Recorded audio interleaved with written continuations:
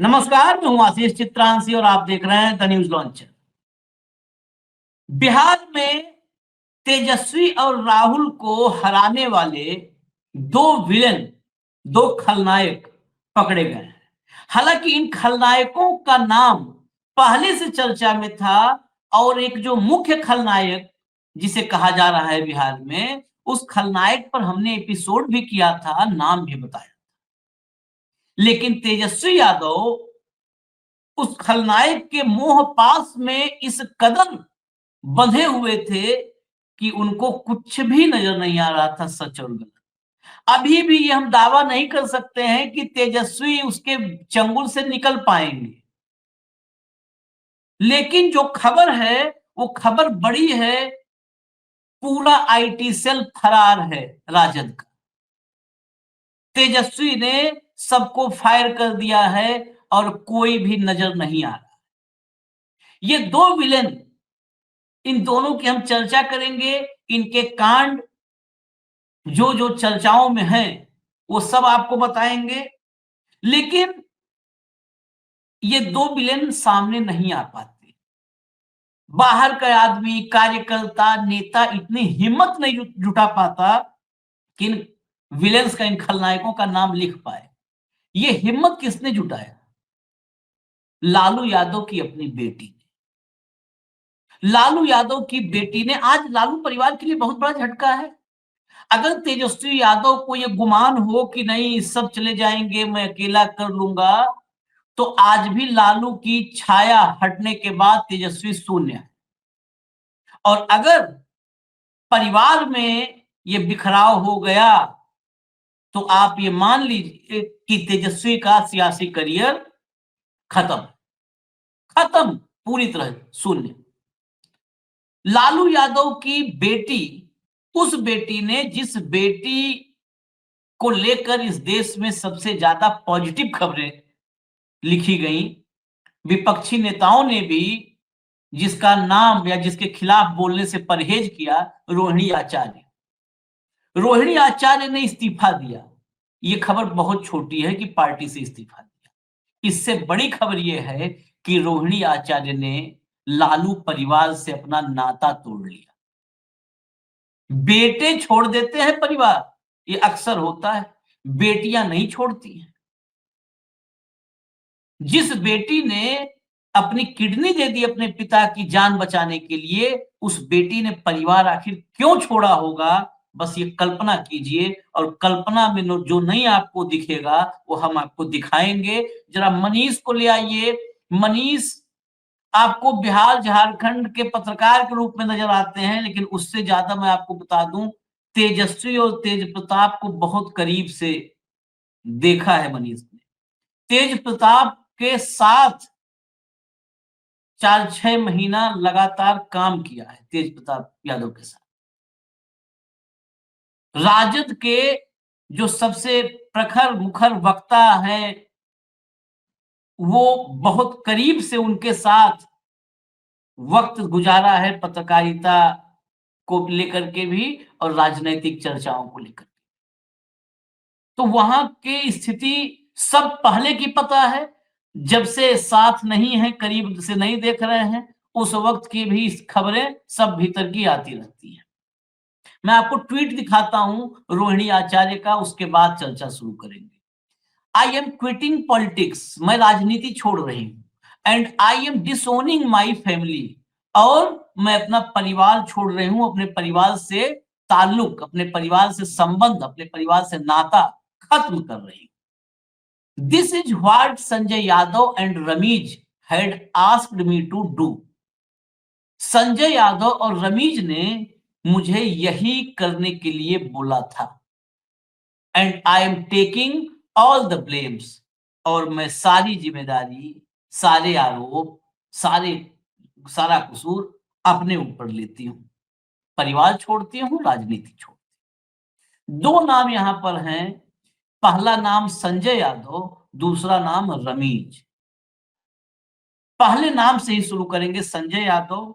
मैं कुछ add on करने लायक होगा तो मैं बता दूंगा, नहीं तो पहले सुनिए सीधा मनीष से। मनीष, जरा संजय यादव की कथा सुनाइए और आप सुनाए उससे पहले जरा मैं कुछ हेडलाइंस आपको खबरों के दिखाता हूँ। वो खबरों की हेडलाइंस देखिए। चुनाव में हार के बाद लालू फैमिली में खलबली, बेटी रोहिणी आचार्य ने परिवार से नाता तोड़ा। नेक्स्ट, राजनीति और परिवार सब छोड़ रही हूं, बिहार में हार के बाद आरजेडी में भूचाल, संजय पर गंभीर आरोप। नेक्स्ट, कौन है रमीज जो बिहार में आरजेडी के हार के बाद लालू की बेटी रोहिणी के रडार पर आए। नेक्स्ट, राजनीति छोड़ रही और परिवार से भी नाता तोड़ रही लालू की बेटी रोहिणी का ऐलान। नेक्स्ट, क्या संजय यादव पर गिरने वाली है गाज, रोहिणी आचार्य के राजनीति छोड़ने के फैसले से आरजेडी में भूचाल। सारी हेडलाइंस मुझे लगता है कंप्लीट हो गई होंगी। एक और है, लालू परिवार में घमासान, बेटी रोहिणी आचार्य ने किसके कहने पर छोड़ी राजनीति और फैमिली। अब हटा दीजिए, पहले संजय यादव पर और उसके बाद सेकंड वाले भाई साहब पर हम चलेंगे, रमीज पर। दोनों को दो ये विलन, ये अब तो परिवार ने पकड़ा है, बेटी ने पकड़ा है, थर्ड पर्सन बोलने में क्यों घबराएगा। संजय यादव, जरा कहानी, एक संजय यादव है कौन, आप बताइए पहले। अगर थोड़ा बहुत इनपुट मेरे पास एक्स्ट्रा होगा तो मैं बताऊंगा, नहीं तो आप। आशीष, संजय यादव तो कहने के लिए राज्यसभा के सांसद है, तेजस्वी यादव के सलाहकार रहे हुए हैं, लेकिन ये रहने वाले हरियाणा के। और हम आप चुनाव से पहले भी, जब विधानसभा चुनाव की तरह से प्रक्रिया ही चल रही थी, तब भी हमारी आपकी संजय यादव को लेकर आपके ही चैनल पर या अन्य जगहों पर बात होती रही कि संजय यादव की दखल अंदाजी किस हद तक है।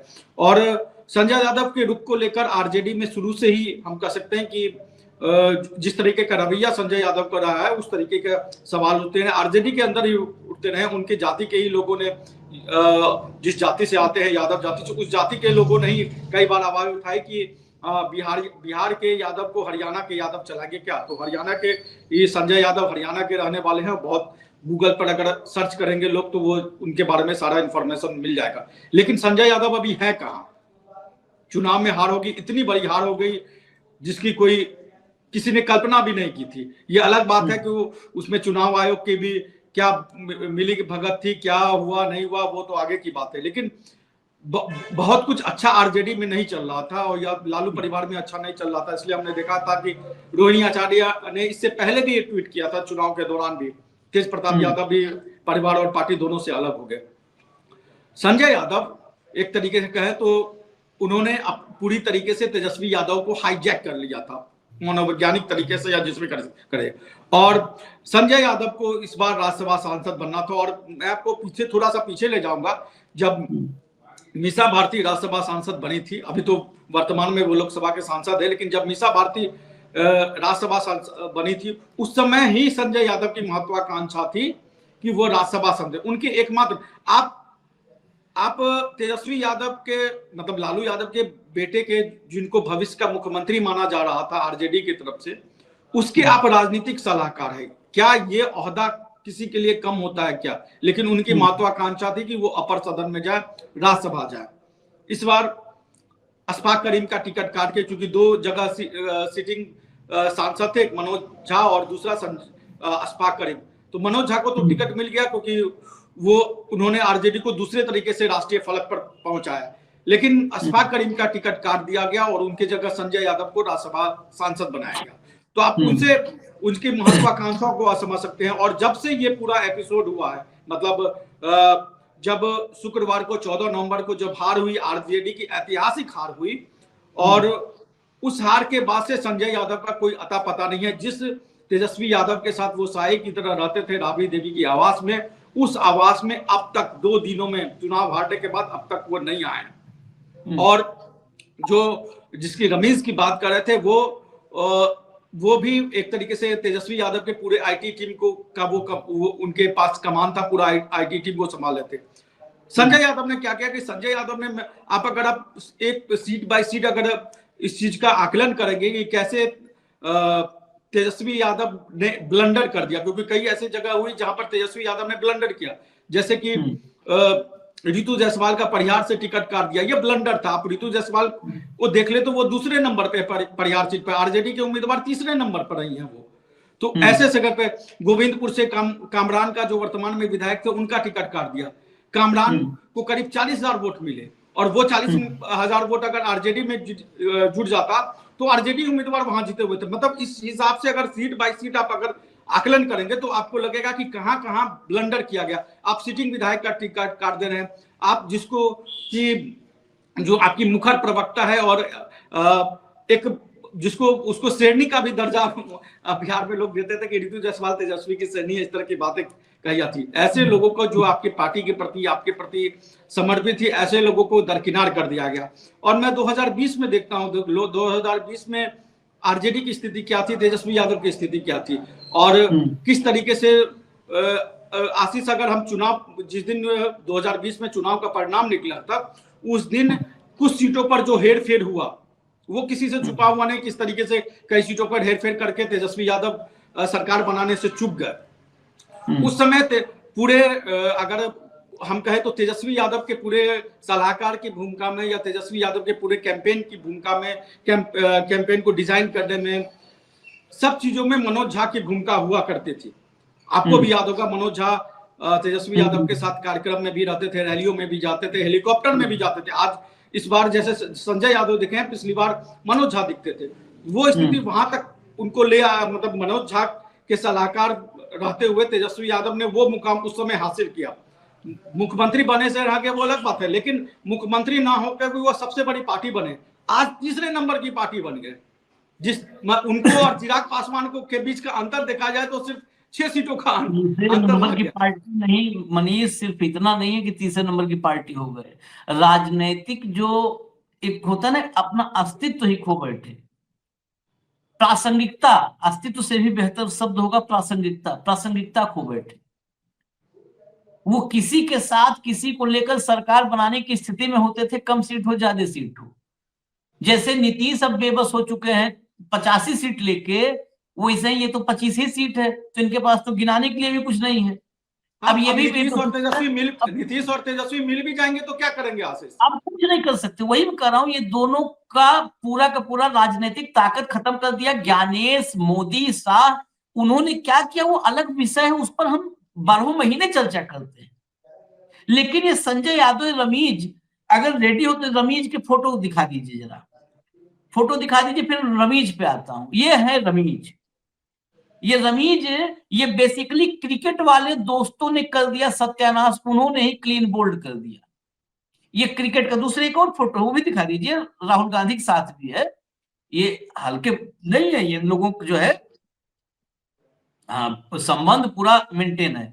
ये रमीज साहब जो है उत्तर प्रदेश के बाहुबली और मतलब गैंगस्टर नेता जो अभी भी जेल में है, रिजवान जहीर। रिजवान जहीर के दामाद हैं रमीज। रिजवान की बेटी इस बार उत्तर प्रदेश में विधानसभा चुनाव में उतरी थी। रिजवान 90 के दशक से राजनीति में है और रिजवान जहीर की तूती बोला करती थी, जो गोंडा ब्रजभूषण शरण सिंह का नाम तो पूरा देश जानता है। ब्रजभूषण शरण सिंह के समानांतर 90 के दशक से उसी क्षेत्र में जो बाहुबली था उसका नाम रिजवान जहीर है। गोंडा की राजनीति ब्रजभूषण शरण सिंह करते थे और बलरामपुर रिजवान जहीर का हुआ करता था। रिजवान जहीर की जो बेटी चुनाव लड़ी वही ये दामाद जी। ये क्रिकेट खेलते थे, झारखंड से क्रिकेट खेला है फर्स्ट क्लास रमीज ने, और क्रिकेट में ही ये तेजस्वी यादव के दिल्ली के पढ़े हुए दिल्ली के हैं ये सब। मतलब ऐसा नहीं है कि कोई जमीनी, मैं सवाल इसलिए खड़े कर रहा हूं, इस दौर में मोदी से टक्कर लेने के चक्कर में ये सब के सब मतलब जो ऊपर से ना आसमानी ताकतों की मदद लेने की कोशिश कर रहे हैं। जमीनी ताकतों की मदद से चुनाव जीता जाएगा, आसमानी ताकतों से नहीं। दिल्ली में डीपीएस में पढ़े संपन्न परिवार, संपन्न ताकतवर परिवार, ऐसे ही थोड़ा रिजवान जहीर की बीटीएस ब्याह हो गया। और उसके बाद क्रिकेट खेलने लगे, फर्स्ट क्लास क्रिकेट खेलने लगे। और सीधा चुनाव जितवाने लगे, सीधा चुनाव जितवाने लगे। तेजस्वी यादव क्रिकेट खेल के चुनाव जीतने चले गए मैदान में, वो इसलिए समझ में आता है कि तेजस्वी अपनी क्षमता नहीं, तेजस्वी जैसा क्रिकेटर अगर लालू यादव को बेटा नहीं होता तो मुखिया का चुनाव भी जीतने लड़ने की कंडीशन में नहीं होता कि मुखिया चुनाव लड़ जाए, इसमें कोई डाउट नहीं है। लालू यादव के पुत्र हैं, इसलिए उनको राजद की विरासत लालू यादव ने दी और उन्होंने उस हिसाब से अपना काम धाम शुरू किया, जमीन पर बोलना, लड़ना, चलना। लेकिन रणनीतिकार के रूप में लालू यादव का बेटा राजनीति में कार्यकर्ताओं की पसंद हो सकता है, लेकिन रणनीतिकार उनके साथ जो और भी क्रिकेट टीम में पानी पिलाने वाला है वो रणनीतिकार हो जाएगा, इसे कैसे होगा? संजय यादव पर लिखने वाले लोग यहां तक लिख रहे हैं, रमीज और संजय दोनों को हम करें, संजय यादव को लेकर के, संजय यादव जिस अहिरवाल से हैं, हरियाणा में अहिरवाल पट्टी है, हरियाणा में अहिरवाल ही है जो भाजपा सरकार हरियाणा में बनवाती है, पिछली बार भी बनवाई थी, इस बार भी बनवाई है। अहिरवाल में बीजेपी क्लीन स्वीप करती है।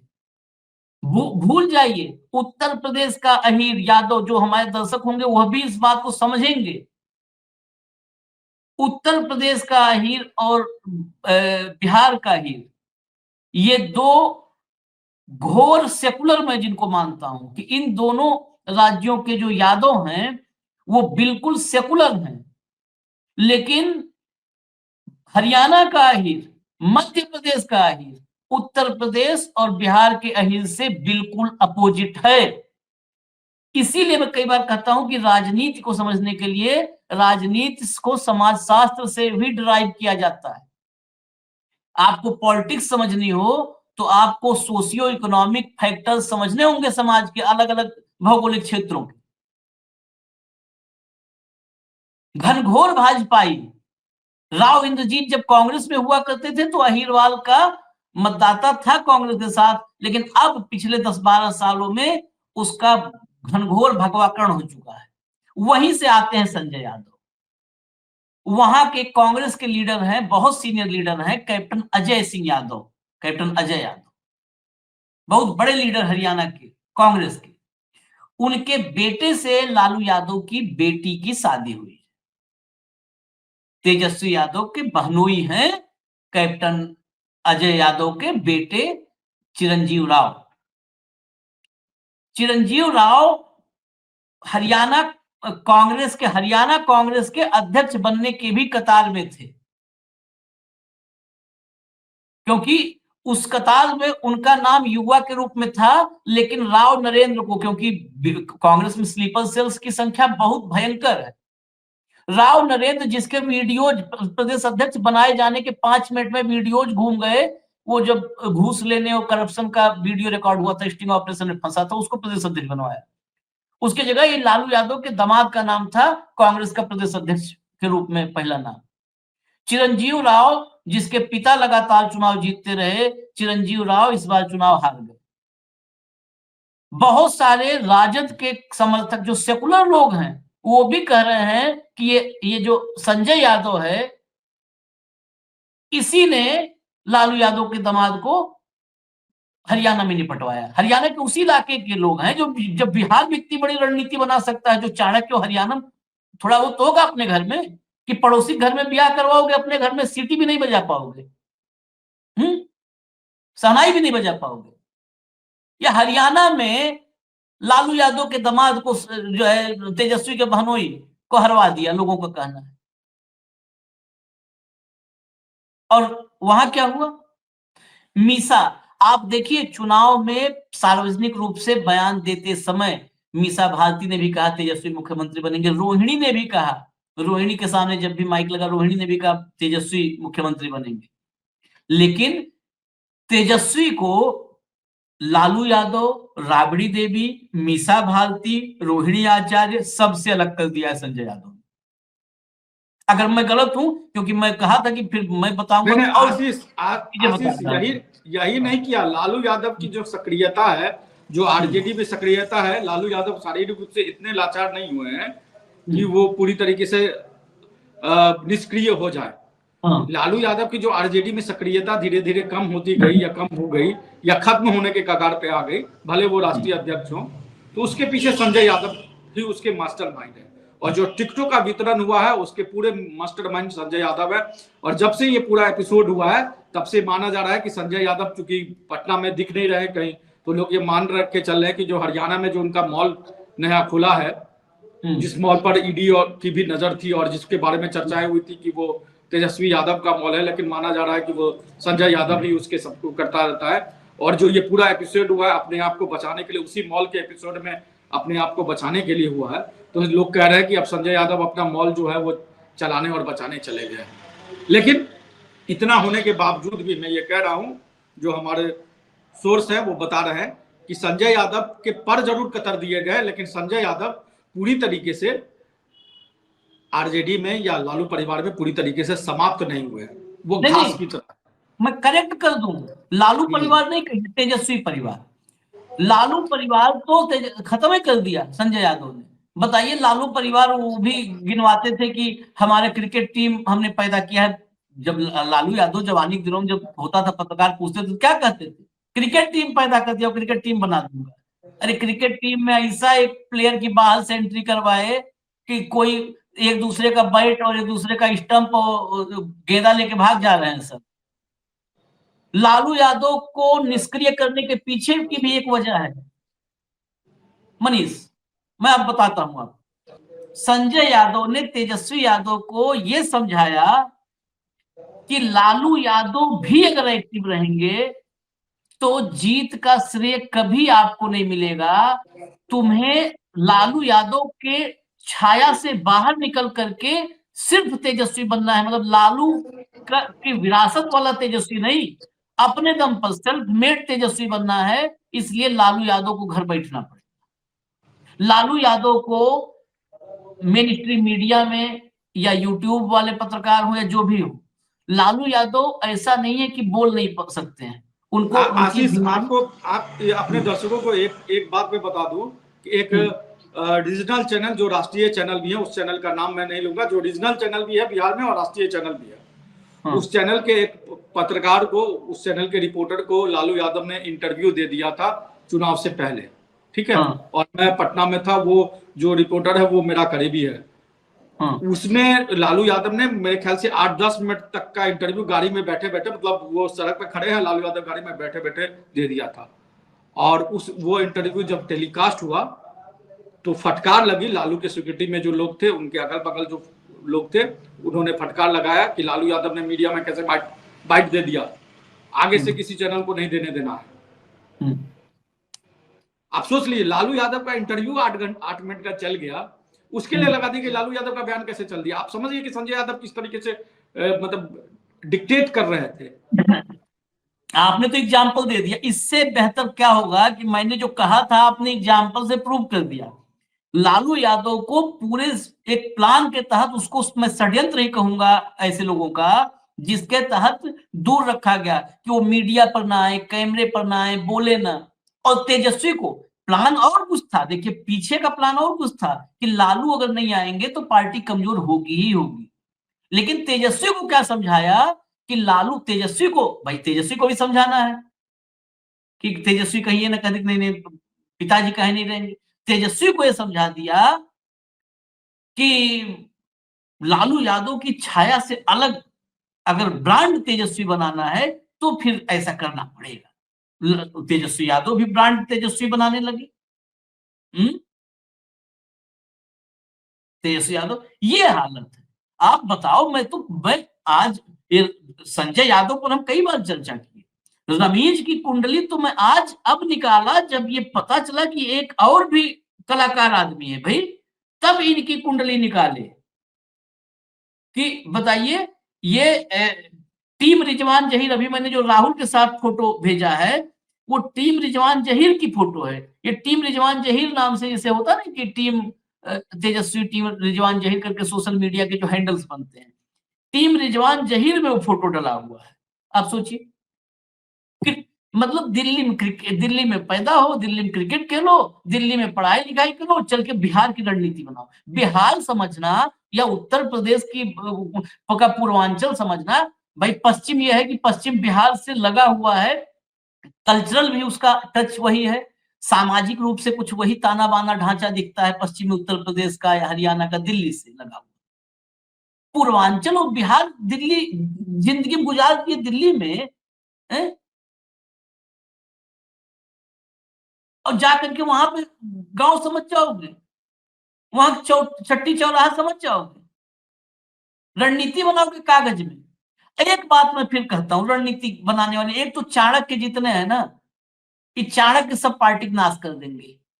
और ये किसको देख देख के सब चाणक्य बनने लगे? अमित शाह को देख करके। अरे अमित शाह के पास CBI, ED, IT, income tax एजेंसियां, चुनाव आयोग, तमाम न्यायपालिका, तमाम चीजें हैं, तब वो बने हैं चाणक्य। उनसे हटा लीजिए तो वो भी अभी देखिए चाणक्य से क्या हो जाते हैं, धांस से। प्रशांत किशोर इस देश में पॉलिटिकल स्ट्रेटजिस्ट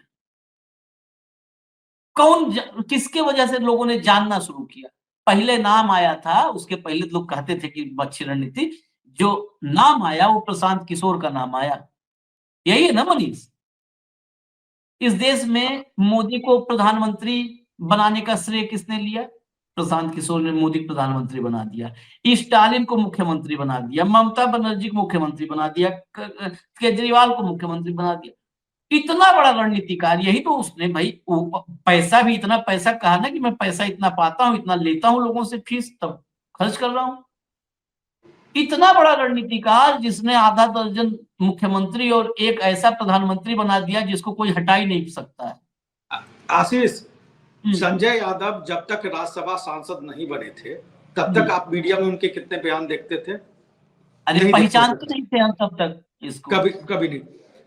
अगर मनोज झा को छोड़ दे, कभी कभी मीसा भारती, मनोज झा को छोड़ दे तो राष्ट्रीय मीडिया में या रीजनल मीडिया में ही मनोज झा के अलावा किसी सांसद का बयान नहीं आता था, नहीं चलता था। आप देखिए जब से ये राज्यसभा सांसद बने तब से मनोज झा का प्रोफाइल डाउन हो गया, मनोज झा के मीडिया में बयान आने कम हो गए, या तो तेजस्वी या फिर संजय यादव कितने अच्छे वक्ता हो गए। हम मनोज झा को डिफेंड नहीं कर रहे, लेकिन हम बता रहे कि आप मनोज झा ने आपके पार्टी का जो चरित्र था उसको बदला था। संजय यादव ने क्या किया? संजय यादव ने उसमें और मिट्टी पलीद कर दी। संजय यादव क्या समझेंगे, क्या करेंगे? हरियाणा का रहने वाला बिहार की राजनीति को क्या समझेगा? अरे मनोज झा तो बात यह लगता है, मनोज झा आज भी संसद में सबसे अच्छे वक्ताओं में एक नाम मनोज झा का गिना जाता है। पूरे दोनों सदन मिला लिया जाए, दोनों सदन, लोकसभा राज्यसभा, दोनों सदन मिला करके जो है 800 के करीब सांसद होते हैं, उसमें अगर टॉप 10 सबसे अच्छे वक्ता गिने जाएंगे, नरेंद्र मोदी तो हटा दीजिए, वो 800 से बाहर है, वो 1000वें नंबर पे है। टेलीप्रॉम्प्टर हटा लो तो वो आदमी अपने नाम पढ़ने में पता नहीं 3 फंबल कर जाए, क्योंकि बिना टेलीप्रॉम्प्टर कभी हम देखे ही नहीं। लेकिन जो अच्छे वक्ता हैं उनमें से एक मनोज झा है। उस पार्टी में प्रासंगिकता मनोज झा की भी खत्म होती गई। हम छोड़िए, मनोज झा की बात करेंगे तो बहुत लोग कहेंगे अच्छा मनोज झा को मनुवादी, मनोज झा पक्ष मनुवादी हो गया ये, जबकि पूरा जिंदगी भर का हम अम्बेडकराइट व्यक्ति हम हटा देंगे सब मनुवादी। छोड़ दीजिए मनोज झा को। संजय यादव की योग्यता पर मैं कह रहा हूं, अल्टीमेटली उस आदमी की योग्यता, और पहले भी हमने चर्चा की, ये नहीं कि नतीजे आने के बाद। न्यूज लॉन्चर देखने वाले सर्च मार ले, न्यूज लॉन्चर में संजय यादव पे पहले चर्चा हम की है। इसी चुनाव में, ये नहीं पहले कह रहा हूं कि पंचवर्षीय योजना में पिछले 2020 में किया था, इसी चुनाव में संजय यादव कि ये आदमी इस पार्टी खा जाएगा। पूरी पार्टी, अब ये पार्टी तेजस्वी के भी थोड़ा है, पूरी पार्टी का सत्यानाश कर दिया। अब जाओ, वो तो कल भाजपा में चला जाए झोला उठा, और नहीं भी जाना तो राज्यसभा 6 साल का कार्यकाल है, 6 साल कटेगा, 6 साल बाद तो कहीं भी और हो जाएगा, डेरा कहीं और बसेगा। ये रमीज संजय यादव। खैर चलिए, आज ये बहुत दुखद है। मैं तो सोच रहा हूं लालू यादव की क्या स्थिति होगी मनीष, है? लालू की क्या स्थिति होगी, लालू के जेहन में क्या चल रहा होगा आखिर। बेटी पार्टी छोड़ दी, वो बेटी जो बाप को लगेगा ना यार, बेटी इतना, ऐसा नहीं हो सकता। लालू यादव राजनीति में जैसे भी दिखे, वो आदमी संवेदनशील भी देखा गया लालू यादव को।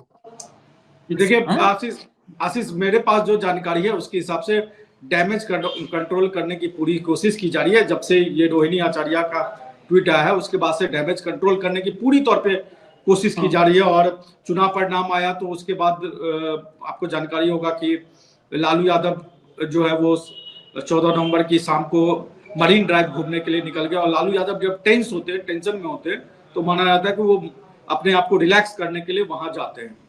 तनाव की तो स्थिति है, लेकिन मुझे लगता है कि इस पूरे एपिसोड से हो सकता है, इसकी संभावना है कि पूरे परिवार में जो बिखराव दिख रहा था हो सकता है कि वो एकजुटता में तब्दील कर जाए, क्योंकि जो जानकारी मिल रही है उसमें लालू यादव धीरे धीरे अपने आप को एक्टिव कर रहे हैं। और लग रहा है कि जो उन्होंने राजनीतिक विरासत दी है पूरे परिवार को और जो पारिवारिक एकता का संदेश दिया है उसको लालू यादव अपने तौर पे पूरा एकजुट करने की कोशिश कर रहे हैं। तो हो सकता है कि कुछ पॉजिटिव रिजल्ट्स भी निकले इस नकारात्मक बीच की बातचीत के बाद। और कहावत है ना कि घर का बेदी लंका ढाए, तो लंका तो ढा चुकी है, लालू यादव की लंका जो थी वो तो ढा चुकी है। तो अब जो बची हुई मतलब उसको राजपाट का ये बची हुई राजनीति है, क्योंकि 5 साल राजनीति करना, खासतौर पर 4 साल, जब तक कि लोकसभा चुनाव ना हो तब तक तो 4 साल अपने आप को, पार्टी को खड़ा रखना, स्ट्रगल करना, संगठन को बचाना, क्योंकि पार्टी में बिखराव भी होगा। मुझे 2010 की